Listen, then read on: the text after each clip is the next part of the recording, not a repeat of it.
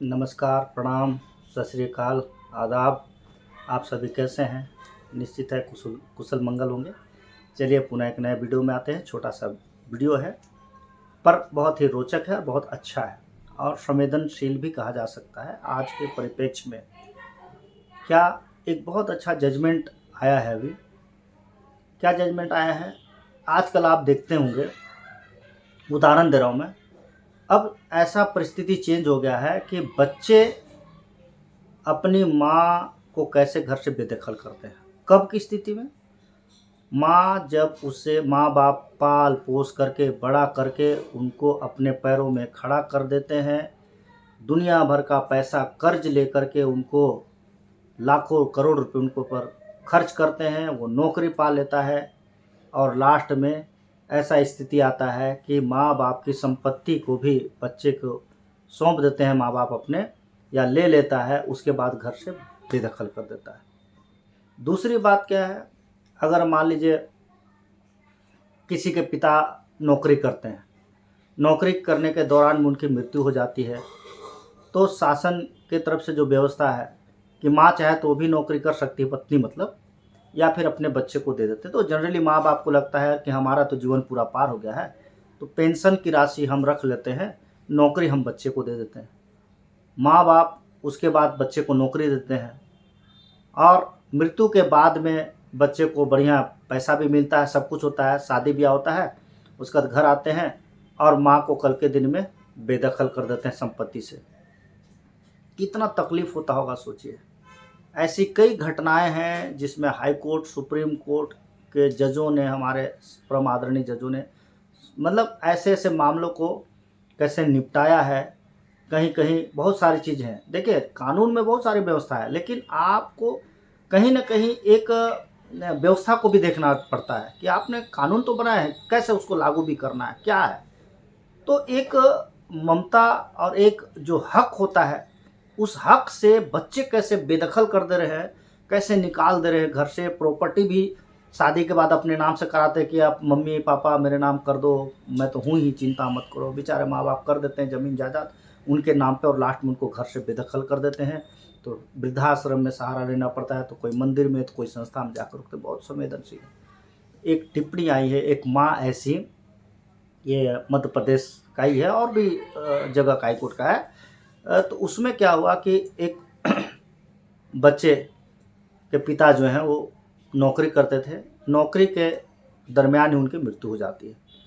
मृत्यु होने के बाद में उसकी माँ बोलती है कि बेटा मेरा तो ज़िंदगी पूरा ऐसे गुजर गया, तो मैं पेंशन में, तुम्हारे पापा का पेंशन है उसको मैं रख लेती हूँ, नौकरी मैं नहीं करूँगी, तुम एक काम करो, तुम नौकरी कर लो पापा के जगह में। तो उनको मिल गया नौकरी पिता के स्थान पर, ठीक है, नियुक्ति हो गई, नौकरी करने लगा। लगभग 80 से 1 लाख रुपये महीना मिलता था। अब क्या हुआ, वो जो प्रॉपर्टी उनका घर था, ठीक है, वो घर था, उसमें उसकी माँ रहती थी, सब कुछ था, और वो पिता के नाम से प्रॉपर्टी था, घर था। धीरे धीरे समय बदलता गया, शादी हुआ। शादी होने के बाद में बहू और बेटा दोनों मिल करके अपनी माँ को घर से बाहर हटा दिए। बोले कि नहीं, आप यहाँ नहीं रहो, आपको ज़रूरत नहीं है।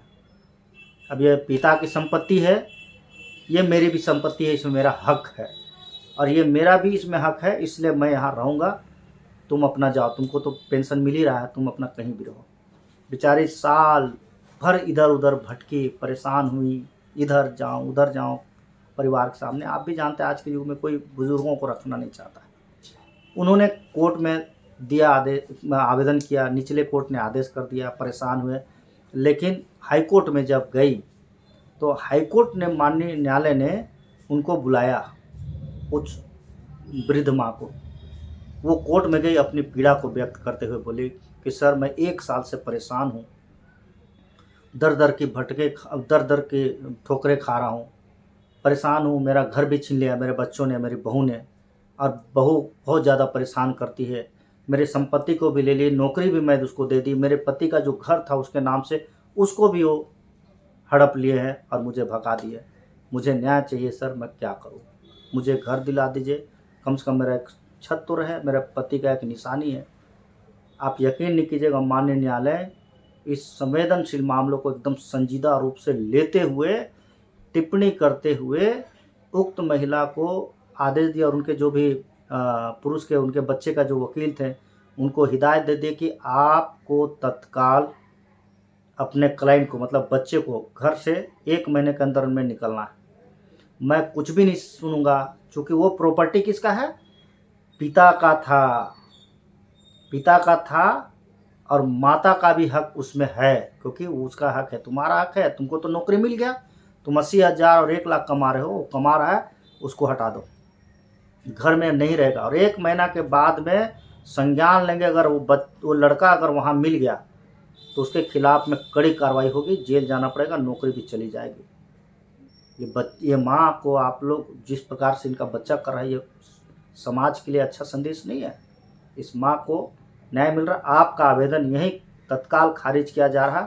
1 महीने का समय है, उस बच्चे को बोलो, उस लड़के और बहू को बोलो कि तत्काल इनको घर सौंप दें, क्योंकि इनका हक है और इसमें रहेगा और ये करेंगे। तो ऐसे ऐसे नालायक बच्चे होते हैं जो सब संपत्ति लेने के बाद भी अपने माँ पिता को बेदखल कर देते हैं। सुप्रीम कोर्ट में बहुत सारी चीज़ें हैं। अब तो ऐसा हो गया कि पति का स्वयं का निजी संपत्ति को भी अब पिता चाहे तो वो किसी को भी दे सकता है या नहीं भी दे सकता है। बच्चा ही क्यों ना हो, इच्छा है तो देगा, नहीं तो नहीं देगा। ये सब बहुत सारी चीज़ें आई हैं कोर्ट में और इसका कानून भी आ गया। अब तो आप एक चीज़ और बता दे रहा हूँ, चलिए वीडियो का अंत में, अगर कोई बच्चा अगर अपने पिता माँ से उसकी प्रॉपर्टी को किसी माध्यम से ले लेता है, विल के माध्यम से या किसी भी माध्यम से, या रजिस्ट्री करवा लेता है, और जब बच्चे उस पे उनका हक आ जाता है, नाम आ जाता है, और उन बच्चे लास्ट में अपने माता पिता को धक्के मार के निकाल देते हैं, फिर उस माँ बाप के सामने समस्या आती है कि हम तो पूरा रजिस्ट्री कर दिए, सब कुछ कर दिया, अब तो हमारे पास प्रॉपर्टी नहीं है, हम कहाँ जाएँ। तो ऐसा नहीं है। आप कोर्ट में आइए और उनको बताइए कि मेरी निजी संपत्ति थी और बच्चों ने मुझे बरगला करके या ऐसा ऐसा झांसा दे करके या ऐसा प्रेम से इमोशनल ब्लैकमेलिंग करके हमसे वो अपने नाम से दस्तावेज करा लिए, सब कुछ करा लिए। तो आपको न्यायालय सुनेगी, पूरा जांच करेगी और पुनः उस बच्चे को आपने जिसको आपने अपने नाम से दे दिया था, उस संपत्ति पुनः आपको मिलेगा, शून्य घोषित हो जाएगा। ये कानून में बहुत सारा अच्छा चीज़ आया है।